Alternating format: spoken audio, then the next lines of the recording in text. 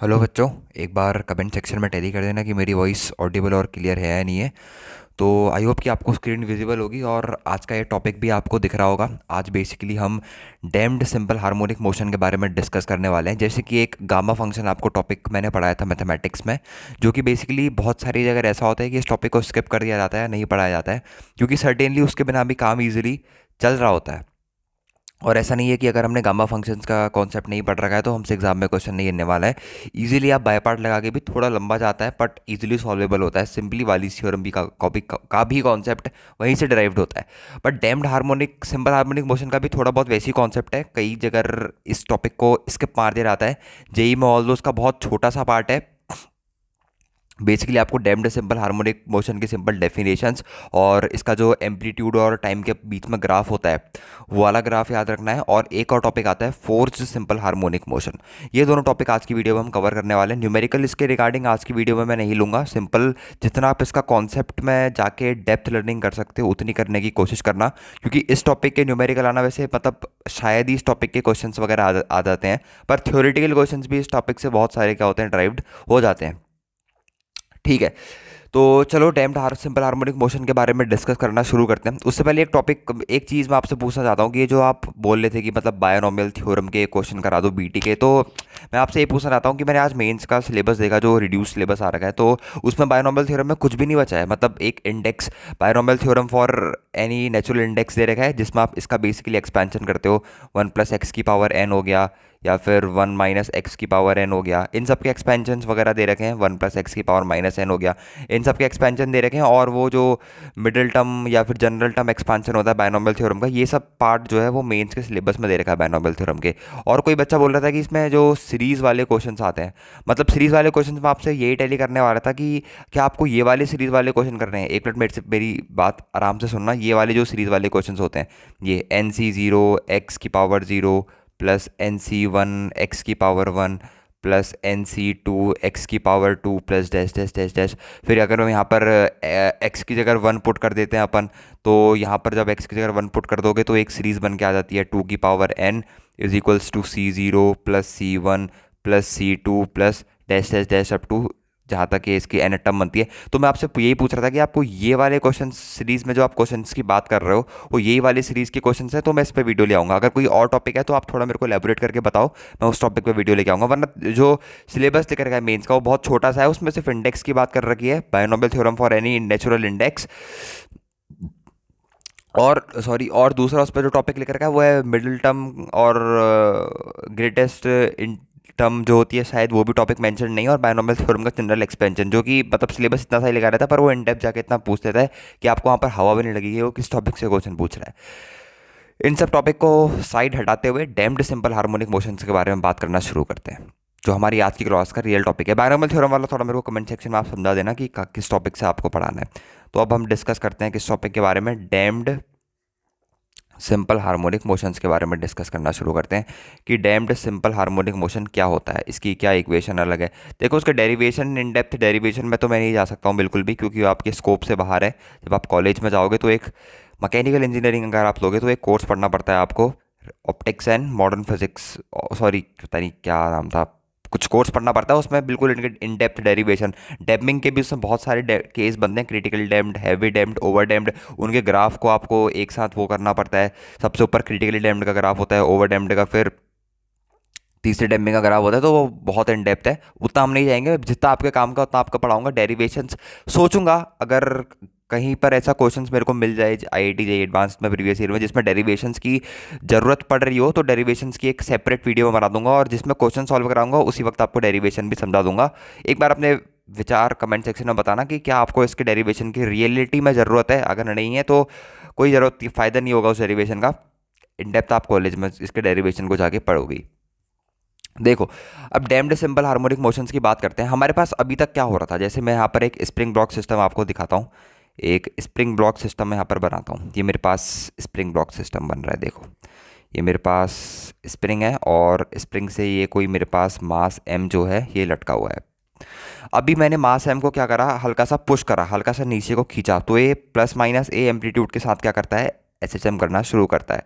ये इसने यहाँ पर इसका प्लस ए एम्पलीट्यूड है और ये इसका यहाँ पर माइनस ए एम्पलीट्यूड है। तो इसके बीच में इसने क्या करना शुरू करता है, ये SHM करना शुरू, SHM to and fro motion करना क्या करता है, शुरू करता है। और अगर मैं इसके एम्पलीट्यूड का ग्राफ बनाऊँ, या फिर मैं अगर इसके एम्पलीट्यूड की जनरल इक्वेशन लिखूँ टाइम के साथ, वो आ जाती है मेरे पास A cos of omega t plus phi. यहाँ पर फाई जो होता है फेज डिफरेंस होता है, ओमेगा जो होती है वो होती है नेचुरल फ्रीक्वेंसी किसकी, SHM की। नेचुरल फ्रीक्वेंसी होती है मेरे पास क्या, omega. Omega is the natural frequency. और ए जो होता है वो मेरे पास एम्पलीट्यूड होता है इस सिंपल हार्मोनिक मोशंस का। ए क्या होता है मेरे पास, amplitude of simple harmonic motion. और अगर मैं यहाँ पर एम्पलीट्यूड और टाइम के बीच में ग्राफ बनाता था तो वो ग्राफ कुछ इस तरीके का बनता था, बिल्कुल एक साइनसॉइडल वेव टाइप की बनती थी। ये मेरे पास ग्राफ बन के आता था अप टू, सॉरी ये फिर गायब हो गया, इसकी स्मूथनेस बढ़ गई। ये इसका मैक्सिमम एम्पलीट्यूड जो जाता था वो प्लस ए जाता था, और जो ये नीचे मिनिमम एम्पलीट्यूड जाता था वो माइनस ए जाता था। और ये पार्टिकल क्या कर रहा है मेरे पास, सिंपल हार्मोनिक मोशन, और इसी का हमारे पास क्या है, ग्राफ है। अब क्या होता है डैम्प्ड सिंपल हार्मोनिक मोशन में, आपको समझाने की कोशिश करता हूँ। सेम स्प्रिंग ब्लॉक सिस्टम हमारे पास यहाँ पर भी प्रेजेंट है। This is the spring block system. ये स्प्रिंग ब्लॉक सिस्टम हमारे पास क्या है, यहाँ पर भी प्रेजेंट है। ये मास है हमारे पास यहाँ पर भी लटका हुआ है। इस केस में क्या होता है, जब ये हमारे पास सिंपल हार्मोनिक मोशन कर रहा होता है तो सराउंडिंग में हमारे पास कुछ मीडियम प्रेजेंट होता है। मीडियम प्रेजेंट होने का मतलब क्या है सर, मीडियम प्रेजेंट होने का या तो वो मीडियम एयर है, क्योंकि खुले में अगर इसको सिंपल हार्मोनिक मोशन करवाओगे तो या तो एयर मीडियम होगा, या फिर अगर इसको आपने वाटर के अंदर डाल दिया तो वाटर जो है एक मीडियम हो जाएगा। अब वो मीडियम क्या करता है, बेसिकली आपके सिंपल हार्मोनिक मोशन को क्या करता है, अपोज करता है।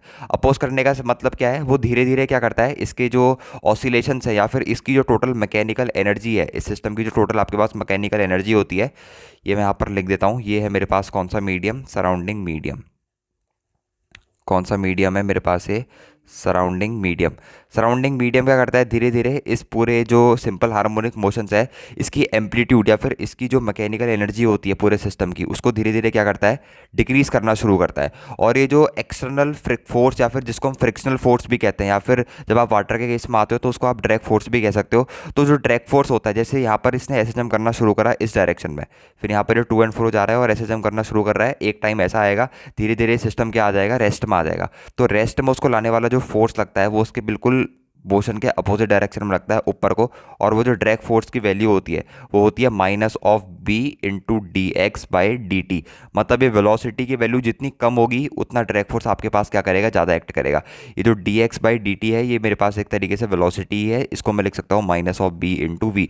और ये पर्टिकुलरली ये ड्रैग फोर्स किस पर डिपेंड करता है, ये पर्टिकुलरली ड्रैग फोर्स मैंने आपको देखा है वाटर मीडियम में। जब इसके जो आपके पास सिस्टम है, ये स्प्रिंग ब्लॉक जो आपके पास सिस्टम है, जब आपने वाटर में इसको डिप कर दिया है, फिर आपने इसमें SHM करवाया, स्प्रिंग ब्लॉक सिस्टम को जब आपने वाटर में डिप कर दिया है, उसके बाद जब आपने SHM करवाया, तो वाटर के केस में इतना ड्रैग फोर्स लगता है। और नॉर्मली जब हम इसको एयर में लगते हैं तो एयर के जो रेजिस्ट करती है एयर इसके सिंपल हार्मोनिक मोशंस को, सराउंडिंग मीडियम अगर एयर है तो एयर क्या करती है, इसके सिंपल हार्मोनिक मोशन को रेजिस्ट करती है और इसकी मैकेनिकल एनर्जी को क्या करती है, धीरे धीरे कम करना शुरू करती है, जिसके कारण इस सिस्टम की टोटल एनर्जी जो होती है वो रिड्यूस हो जाती है।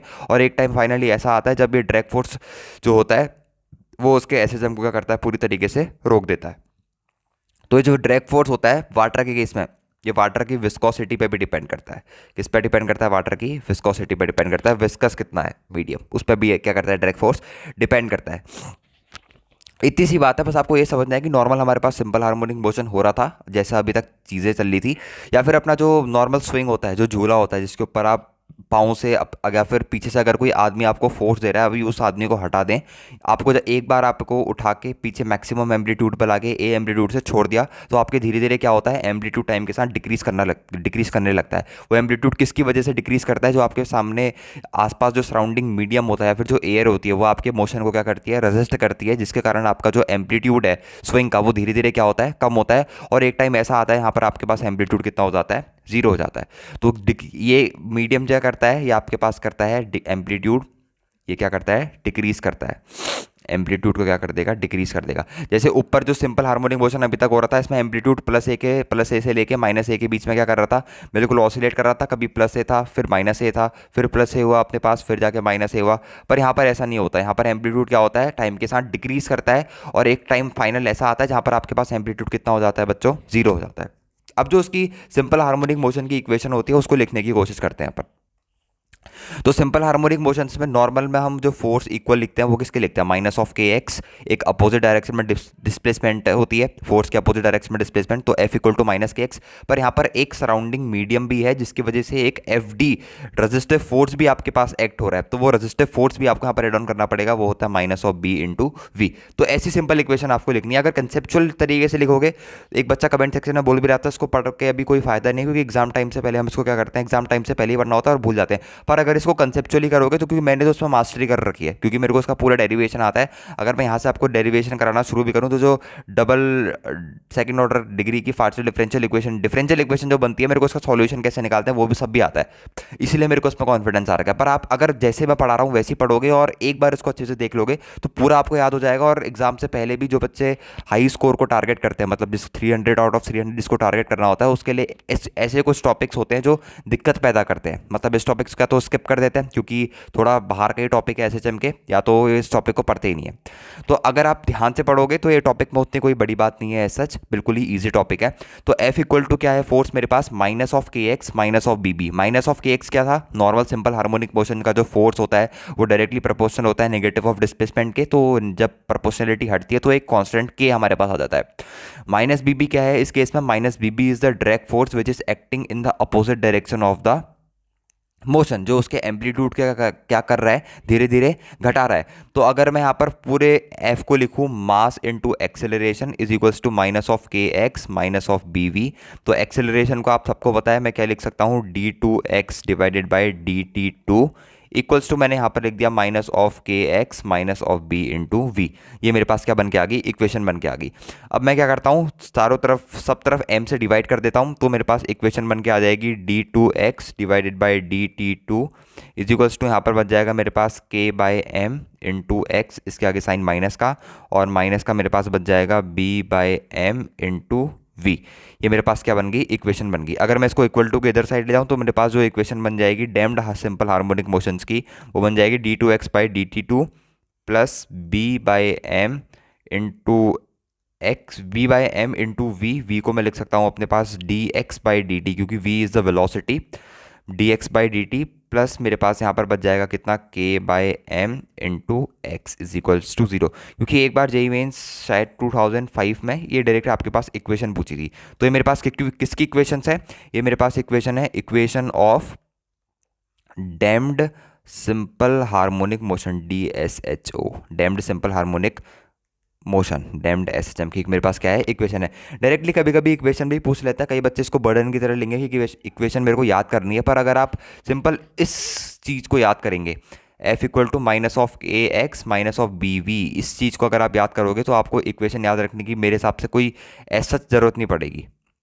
एक मिनट, हाँ, तो आपको इक्वेशन याद रखने की जरूरत नहीं पड़ेगी अगर आपने सिंपल इस पार्ट को याद रख रखा, minus of k x minus of b v, जहाँ पर आपको ये पता है जो माइनस ऑफ बी वी है वो मेरे पास क्या है, एक ड्रैग या फिर फ्रिक्शनल फोर्स है, ड्रैग या फिर फ्रिक्शनल फोर्स। और बी जो होता है वो डैम्पिंग कांस्टेंट आप उसको बोलते हैं, बी को क्या बोलते हैं, डैम्पिंग कांस्टेंट, बी को क्या बोलते हैं, डैम्पिंग कांस्टेंट। यहाँ पर आप क्या बोलते हैं, बी को डैम्पिंग कांस्टेंट भी बोलते हैं।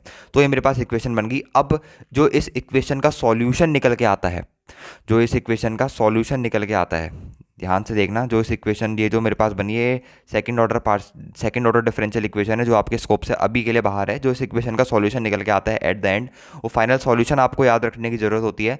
वो फाइनल सॉल्यूशन जो निकल के आता है x t is equals to, वो निकल के आता है A e to the power minus of b t divided by two m into cos of, यहाँ पर आ जाता है मेरे पास ओमेगा डैश टी प्लस का फाई। ये मेरे पास क्या आता है, इस इक्वेशन का फाइनल सॉल्यूशन निकल के आता है। जैसे एसएचएम के केस में आपके पास सॉल्यूशन क्या निकल के आता है, एक बार आपको वहाँ पर रिवाइज करवाऊँ तो एसएचएम के केस में मेरे पास ये फाइनल सॉल्यूशन ये निकल के आता है ए टी, यहाँ पर ए टी सॉरी गलत दिखा है, एक्स टी इक्वल्स टू कितना आता है, A cos of omega t plus का फाई, और एम्पलीट्यूड और टाइम के बीच में यहाँ पर एम्पलीट्यूड और टाइम के बीच में मेरे पास ग्राफ ये बनता है इस पर्टिकुलर एसएचएम का। वहाँ पर क्या हो रहा है, वहाँ पर एम्पलीट्यूड के साथ एक और फैक्टर निकल के आ रहा है, बेसिकली वो फैक्टर है A e to the power minus of b t divided by two m. और ये क्या फैक्टर है, टाइम के साथ बेसिकली क्या करता है, अगर टाइम के साथ ही मेरे पास एम्पलीट्यूड को क्या करता है, डिक्रीज़ करता है। एम्पलीट्यूड क्या करता है मेरे पास, टाइम के साथ डिक्रीज़ करता है। और यहाँ पर जो ओमेगा डैश है, ओमेगा डैश जो है मेरे पास वो है एंगुलर फ्रीक्वेंसी, या फिर ओमेगा डैश को आप लिख सकते हो मेरे पास यहाँ पे फ्रीक्वेंसी ऑफ डैम्ड ऑसिलेटर। जो डैम्ड ऑसिलेटर है मेरे पास, उसकी फ्रीक्वेंसी को मैं यहाँ पर क्या लिख रहा हूँ, ओमेगा डैश लिख रहा हूँ। ये बात आपको दो चीज़ ध्यान देने वाली है। Omega dash is the angular frequency of damped oscillator. और ओमेगा जैसे ऊपर वाले केस में कितना होता था, under root of k by m.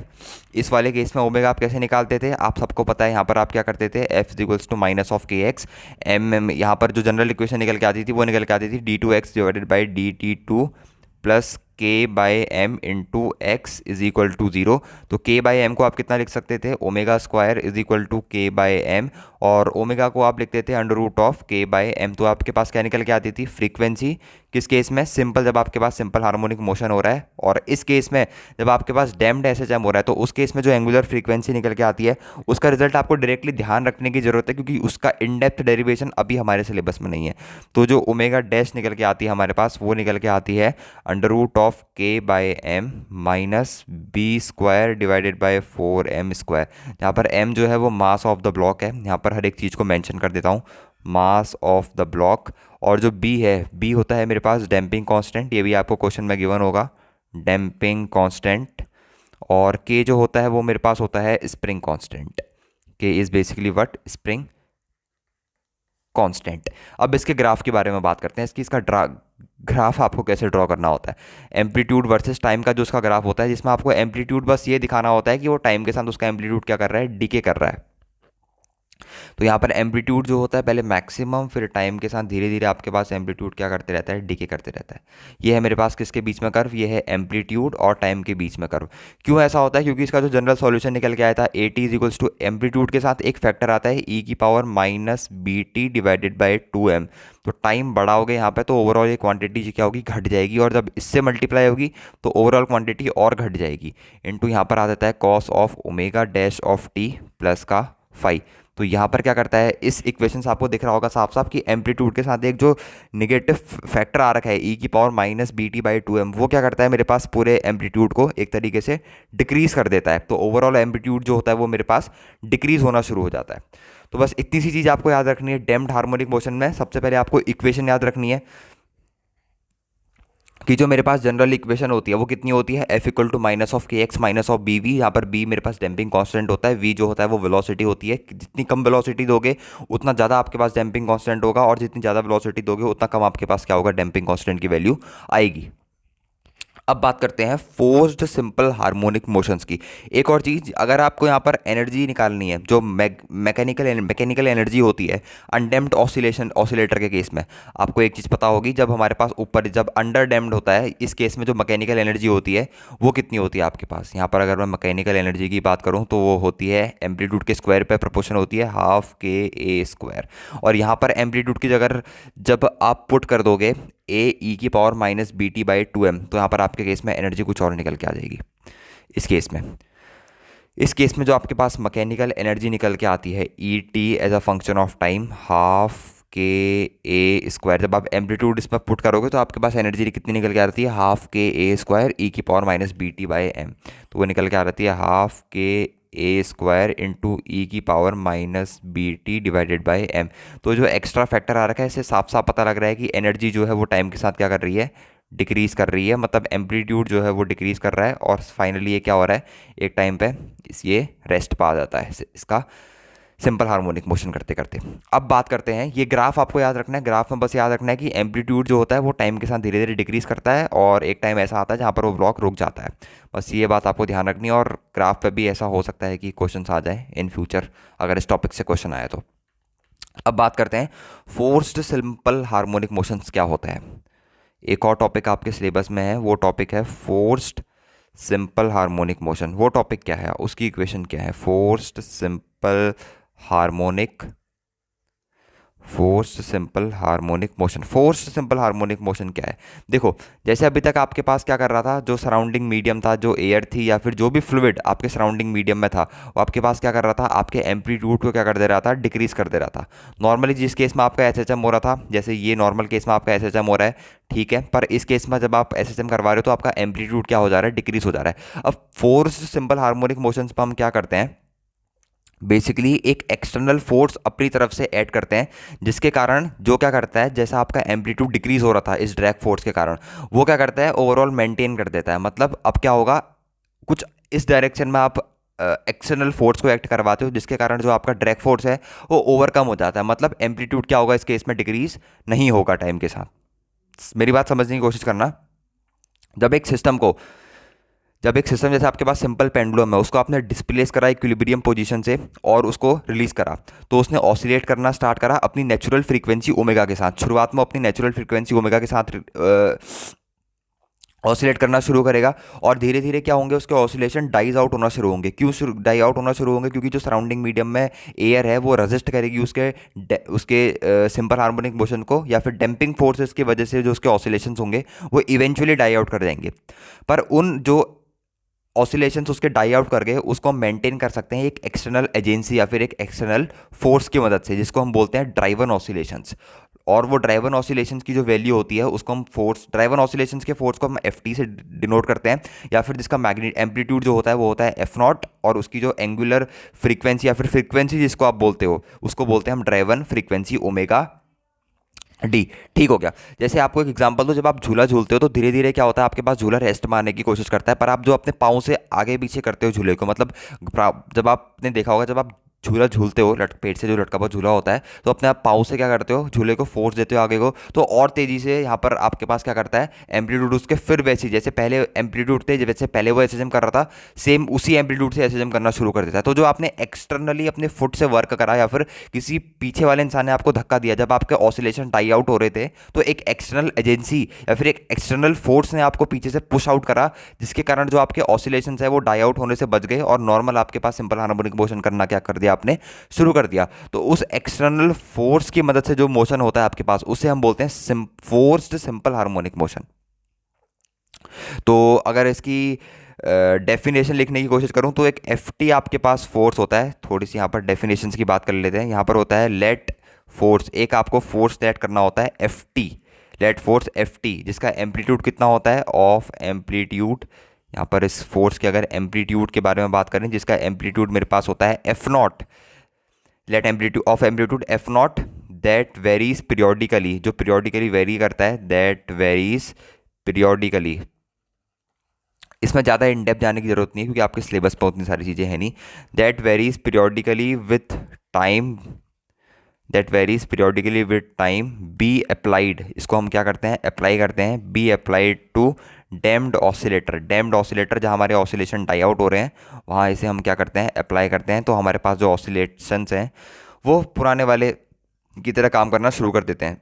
तो ये जो फोर्स की वैल्यू होती है एफ टी, इस फोर्स को हम लिखते हैं कितना, F naught cos of omega d into T. अब कोई मेरे को ये बता सकता है कि यहाँ पर ओमेगा डी क्या होगा? ओमेगा डी को मैंने बताया अभी आपको, इसको हम ड्राइवन फ्रीक्वेंसी, या फिर जब आपके पास फाइनली सिस्टम ऑसिलेट करेगा F not force apply, F T force apply करने के बाद, तो उस सिस्टम की जो एंगुलर फ्रीक्वेंसी या फिर फ्रीक्वेंसी होगी वो सिस्टम ओमेगा डी फ्रीक्वेंसी से ऑसिलेट करेगा, और ओमेगा डी फ्रीक्वेंसी को हम बोलते हैं, इसको बोलते हैं ड्राइवन फ्रीक्वेंसी। जो ड्राइवन फोर्स आपके पास एक्सटर्नल फोर्स है उसकी जो फ्रीक्वेंसी होती है, उसकी फ्रीक्वेंसी को हम बोलते हैं आपके पास ड्राइवन फ्रीक्वेंसी। अब इसके इक्वेशंस की बात करते हैं कि इसके इक्वेशन तक आप कैसे पहुंचे। और यहाँ पर दो केसेस आते हैं, ओमेगा डी तो हो गया ड्राइवन फ्रीक्वेंसी, और शुरुआत में जब वो एसएसएम कर रहा था तो वो सिंपल ओमेगा यानी कि जो हमारे पास नेचुरल फ्रीक्वेंसी हो रही है उसके साथ मूव कर रहा होता है, नेचुरल फ्रीक्वेंसी। तो ये दोनों फ्रीक्वेंसी बहुत ज़्यादा आपको इंपॉर्टेंट है। कई बच्चे इन पर कंफ्यूज हो जाते हैं क्योंकि जब फाइनल इसका एम्पलीट्यूड का रिजल्ट आता है तो वहाँ पर कई बच्चे कंफ्यूज रहते हैं कि ओमेगा क्या है और ओमेगा डी क्या है। कई जगह पर इसको ओमेगा डी लिखते हैं, कई जगह पर इसको ओमेगा नॉट लिखते हैं। वहाँ पर आप कंफ्यूज मत होना है, इसको आप ओमेगा डी भी लिख सकते हो, ओमेगा नॉट भी लिख सकते हो, पर दोनों अल्टीमेटली क्या है, ये ड्राइवन फ्रीक्वेंसी है, किसकी, ड्राइवन फोर्स की। अब इसकी इक्वेशंस की बात करते हैं। जो हमारे पास डैम्पिंग फोर्स की इक्वेशन थी, पहले वो फोर्स की इक्वेशन लिखते हैं। तो वो फोर्स की इक्वेशन क्या थी, एक हमारे पास था माइनस के एक्स, एक हमारे पास था माइनस बी वी, जो डैम्पिंग फोर्स था। ये दोनों तो हो गए। अब इस ऑसिलेशंस को बचाने के लिए एक एक्सटर्नल फोर्स हमें ऐड करना पड़ रहा है, वो फोर्स होता है f naught cos of omega d into t. ये हमारे पास जो होता है वो होता है एक्सटर्नल एजेंसी, या फिर इसको हम बोलते हैं मेरे पास एक्सटर्नल फोर्स, जिसको हम क्या करते हैं, एक्सटर्नली अप्लाई करते हैं, और हमारे पास फाइनली सिस्टम जो ऑसिलेशंस होते हैं वो डाई आउट होने से बच जाते हैं। तो अगर आप इसको फर्दर सॉल्व करोगे तो एफ को मैं लिख सकता हूँ m into d two x divided by d t two is plus, एक काम करते हैं इस पूरे को इधर ले आते हैं, प्लस वी को लिख सकता हूँ मैं D x by d T. जिसको इतनी डिफरेंशियल इक्वेशन लिखनी आ गई ना वो सब कुछ कर लेगा, और जिसको नहीं आई वो कुछ भी नहीं कर पाएगा अल्टीमेटली। रिजल्ट भी याद रखने की जरूरत नहीं है, ये भी मैं तो कह रहा हूँ ये भी याद रखने की जरूरत नहीं होती, मेरे को अभी तक खुद याद नहीं, बस मैं ये देखता हूँ कि माइनस के एक्स माइनस बी भी वो पुराने वाला damped harmonic simple harmonic motions की इक्वेशंस होगी, और प्लस एक एक्सटर्नल फोर्स अप्लाई करना पड़ता है जिससे हम क्या करते हैं उसके ऑसिलेशंस को डाई आउट होने से बचा लेते हैं। उस एक्सटर्नल फोर्स की वैल्यू होती है f naught cos omega d into T, जिसकी जो ओमेगा डी जो होती है वो होती है ड्राइवन फोर्स की एंगुलर फ्रीक्वेंसी, और टी इज द टाइम, और एफ नॉट जो होता है वो मैग्नीट्यूड होता है किसका, फोर्स का, एम्पलीट्यूड होता है f naught. Is equal to मेरे पास यहाँ पर निकल के आ गया f naught cos of omega d into t, ये मेरे पास क्या आ गया, इसका रिजल्ट निकल के आ गया। अब ये मेरे पास जो इक्वेशन बन के आई, दिस पर्टिकुलर इक्वेशन, ये मेरे पास जो पर्टिकुलर इक्वेशन बन के आई, इस इक्वेशंस को ही बोलते हैं किसकी equation, forced simple harmonic motions की इक्वेशन, इसको बोलते हैं forced simple harmonic motion, forced simple harmonic motion. ये इक्वेशन भी कभी कभार एग्जाम में पूछ ली जाती है, फोर्स सिंपल हार्मोनिक मोशंस। और इस इक्वेशंस का जो जनरल सॉल्यूशन होता है, यहाँ पर मैं ये भी लिख देता हूँ, इस इक्वेशंस का जो जनरल सॉल्यूशन होता है एक्स टी, वो कितना होता है मेरे पास, वो होता है A cos of omega d plus का फाई, जहाँ पर ओमेगा डी क्या है मेरे पास, omega d is the driven frequency, जो ड्राइवन फोर्स है आपके पास उसकी ड्राइवन फ्रीक्वेंसी होती है। तो अब जो हुआ मेरे पास जो जनरल सॉल्यूशन आया, जैसे ऊपर डैम्पिंग वाले फोर्स में क्या हो रहा था, एक ए के साथ एक और आ रहा था ई की power minus b t by two m, तो यहाँ पर वो डैम्पिंग कांस्टेंट नहीं है, वो डैम्पिंग फोर्स की वजह से जो अलग से एक एम्पलीट्यूड डिक्रीज करने वाली क्वांटिटी आ रही थी वो अब नहीं आ रही है, क्योंकि ये जो ड्राइवन फोर्स है जिसकी एंगुलर फ्रीक्वेंसी ओमेगा डी है, उस फोर्स ने क्या करा, ओवरऑल सिस्टम की ऑसिलेशंस को डाई आउट होने से बचा लिया है। अब जो इस पर्टिकुलर सॉल्यूशन जो आती है इस डिफरेंशियल इक्वेशन का, इसका जो एम्पलीट्यूड निकल के आता है, बस वो आपको ध्यान में रखने की ज़रूरत है, वो आता है मेरे पास एफ नॉट अपॉन में जो डायरेक्टली रिजल्ट आता है वो आपको याद रखने की ज़रूरत है, वो आता है m square into omega square minus omega d का स्क्वायर, और इसका भी होल स्क्वायर, प्लस यहाँ पर आता है omega d square into b square की पावर कितना आता है 1/2 ये। और अगर किसी क्वेश्चन में आपसे बोल रखा है कि डैम्प्ड हार्मोनिक मोशंस का मेरे को एम्पलीट्यूड बताओ जब हमारे पास डैम्पिंग कांस्टेंट जो बी है वो ज़ीरो हो गया है, तो उस केस में आपके पास एम्पलीट्यूड निकल के आ जाता है एफ नॉट अपॉन, कैलकुलेट करो यहाँ से, जो आपके पास एम्पलीट्यूड निकल के आ जाएगा वो कितना निकल के आ जाएगा, f naught upon m into omega square minus omega d का स्क्वायर, ये कितना निकल के आ जाएगा, m into omega square minus omega d का स्क्वायर। ये आपको रिजल्ट डायरेक्टली याद करने की ज़रूरत है, बाकी आपको मैं तो ये कहता हूँ कि इक्वेशंस भी याद रखने की ज़रूरत नहीं है। और आई होप कि आपके आज के बाद इसकी डैम्प्ड सिंपल हार्मोनिक मोशंस की और ये जो मोशंस आपके पास फोर्स सिंपल हार्मोनिक मोशन, इसकी दोनों की इक्वेशन कोई भी बच्चा याद नहीं रखेगा। और एक और कंडीशंस यहाँ पर आता है कि एम्पलीट्यूड ग्रेटेस्ट कब होता है, एम्पलीट्यूड एक पॉइंट पर ग्रेटेस्ट होता है, ये रिजल्ट भी आप डायरेक्टली अगर इसको याद रखे हो तो आपके लिए बेहतर होगा। एम्पलीट्यूड, ये भी कुछ मेंस में पूछा गया है, इसको भी अपने नोट्स में ऐड कर लो। Amplitude it is greatest, amplitude is greatest when, जब एम्पलीट्यूड ग्रेटेस्ट होता है कब, जब ओमेगा डी अपॉन ओमेगा की वैल्यू कितनी हो जाती है 1, ये कंडीशंस भी बहुत बार पूछी गई है, omega d upon omega is equals to 1, जब ड्राइवन फोर्स की एंगुलर फ्रीक्वेंसी और नेचुरल जो एंगुलर फ्रीक्वेंसी है simple pen spring block system की, जब वो वन, उनका रेशियो जब 1 हो जाता है, तो इस केस में हमारे पास क्या होता है, एम्पलीट्यूड की वैल्यू क्या होती है, मैक्सिमम होती है। और अगर आप ग्राफ बनाओगे एम्पलीट्यूड और ओमेगा डी अपॉन ओमेगा के बीच में, वैसे ग्राफ ऑल्दो आपके सिलेबस में नहीं है पर एक ग्राफ से फील ले लो, होप कि ये जेई मेंस या फिर जेई एडवांस के सिलेबस में, आई होप ये चैप्टर नहीं है particular, omega d upon omega और एम्पलीट्यूड के बीच में, एक बार यहाँ पर खुद सोचो कि इसके बीच में ग्राफ कैसा बनेगा।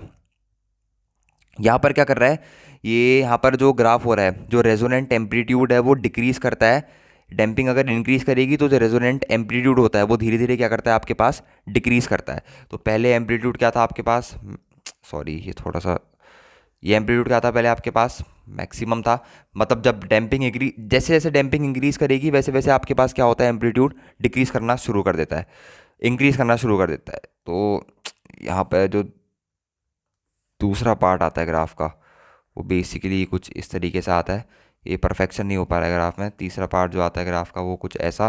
फिर धीरे धीरे क्या करता है, धीरे धीरे आपके पास एम्पलीट्यूड जो होता है वो डिक्रीज़ करना शुरू कर देता है। बस यही करना है कि आपको रेजोनेंट एम्पलीट्यूड जो होता है वो डिक्रीज़ करेगा किसके साथ, अगर डैम्पिंग इंक्रीज़ करेगी। यहाँ पर लिख भी देता हूँ, अगर रेजोनेंट एम्पलीट्यूड, ये ग्राफ यही इलस्ट्रेट कर रहा है, यहाँ पर एक लाइन भी डाल लेते हैं अपन।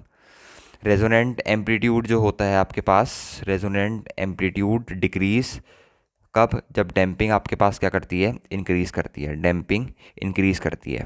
बस इतनी सी चीज़ें आपको याद रखने की ज़रूरत है। ये बस एक और पॉइंट याद रखना है, ये इंपॉर्टेंट है ये वाला, कि आपके पास एम्पलीट्यूड ग्रेटेस्ट कब होगा, जब ओमेगा टी ड्राइवन फोर्स की जो एंगुलर फ्रीक्वेंसी है और ओमेगा जो नेचुरल फ्रीक्वेंसी है उसका रेशियो जब 1 होगा, तब आपके पास जो एम्पलीट्यूड होगा वो कितना होगा, मैक्सिमम होगा।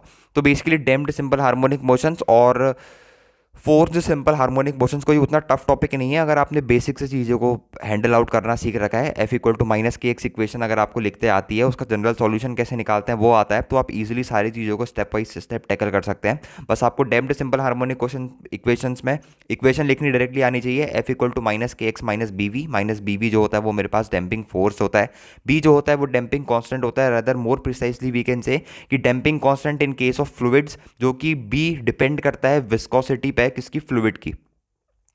उसके बाद फोर्स सिंपल हार्मोनिक मोशंस में हम क्या करते हैं, एक्सटर्नली एक अप्लाई फोर्स को अप्लाई करते हैं, जिसके कारण जो हमारे सिस्टम में ऑसिलेशंस डाई आउट होने वाले होते हैं वो डाई आउट होने से बच जाते हैं और सिस्टम अपनी नेचुरल एंगुलर फ्रीक्वेंसी अटेन कर पाता है। या फिर उसके बाद जो फ्रीक्वेंसी अटेन होती है वो ड्राइवन फ्रीक्वेंसी अटेन हो जाती है, क्योंकि एक्सटर्नल फोर्सेज से आपने क्या करा है, सिस्टम को डाई आउट होने, सिस्टम के ऑसिलेशंस को डाई आउट होने से बचा रखा है। तो आई होप कि इस वीडियो के बाद आपको कोई ज़रूरत नहीं पड़ेगी, मतलब आई होप कि शायद ही कोई बच्चा होगा जो इस वीडियो देखने के बाद कि ये सारे कॉन्सेप्ट जो भूल जाता था, जिसको एग्जाम से पहले पढ़ने की जरूरत होती थी, ये दो फॉर्मूले रिवाइज करने की, आपको उसमें फॉर्मूले तक याद रखने की जरूरत नहीं है। एक फॉर्मूला याद रखना है, वो एम्पलीट्यूड वाला फैक्टर, की एम्पलीट्यूड इंटू ई की power minus b t by 2m। अगर उतना याद रह गया तो बाकी कुछ भी आपको याद नहीं रखना है। Mechanical energy simple harmonic motions की हाफ के ए स्क्वायर होती है, डिक्रीज कर जाती है कितने time, a e to the power minus b t by m. इतनी सी टॉपिक याद रखने की जरूरत है। और इससे बाहर मेंस में क्वेश्चन जो है आपके पास डैम्प्ड सिंपल हार्मोनिक मोशंस हो या फिर फोर्स सिंपल हार्मोनिक मोशंस हो, इस पूरी जो 2-3 पन्नों की पीडीएफ है, अगर इस पीडीएफ को भी आप इजीली अगर इसको बाय हार्ट याद कर लोगे, बाय हार्ट रिवाइज कर लोगे एक दिन एग्जाम से पहले, तो इससे बाहर क्वेश्चंस बिल्कुल नहीं आने वाला है।